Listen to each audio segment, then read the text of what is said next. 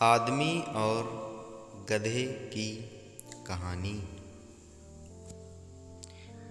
यह कहानी है, लाइफ में प्रॉब्लम चल रही हैं, कुछ समझ नहीं आ रहा है। अगर सपनों के शहर में हारने का मन कर रहा है, सब कुछ छोड़कर नॉर्मल ज़िंदगी जीने का मन कर रहा है, तो ये कहानी आपको हिम्मत देगी। और इस छोटी सी कहानी से आपको काफ़ी सीखने को मिलेगा।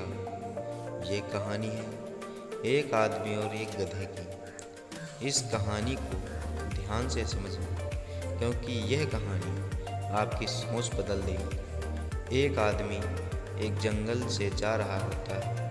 उसके पास एक गधा होता है। थोड़ी दूरी चलने पर वह गधा एक गड्ढे में गिर जाता है।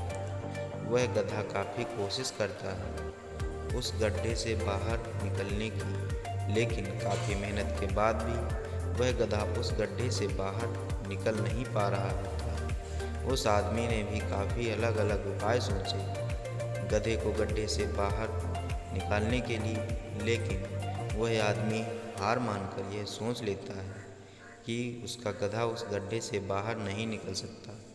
वह आदमी ज़्यादा सोच नहीं पाता है और यह विचार बनाता है कि इस गधे को अब इसी गड्ढे में दफन कर देना चाहिए, ताकि इसे कोई जानवर मार कर खा न ले। आदमी को थोड़ी ही दूर मिट्टी का एक ढेर दिखाई देता है।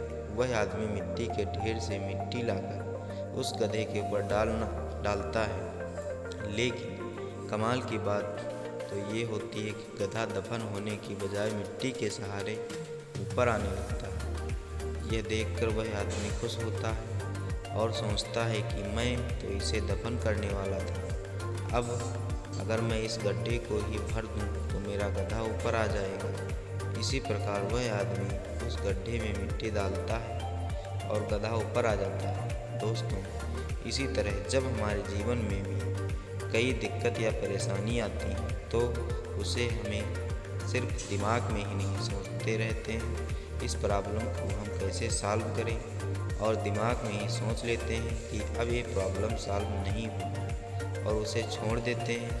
हमें उस प्रॉब्लम के लिए एक्शन लेना होगा, और जब हम उसे एक्चुअल में करेंगे तो हमें और भी सारे आइडियाज़ आने लगेंगे कि कैसे करें, और वह एकदम आसानी से हो जाएगा। तो आशा करते हैं कि आपको इस कहानी से अच्छी सीख मिली होगी, और आपके अगर किसी की प्रॉब्लम है तो सिर्फ सोचिए मत, उस पर एक्शन लीजिए। और जितना आप उस प्रॉब्लम के बारे में सोच रहे ही कठिन होगा, जब आप करने जाएंगे तो वह एकदम सरल हो जाएगा। धन्यवाद दोस्तों।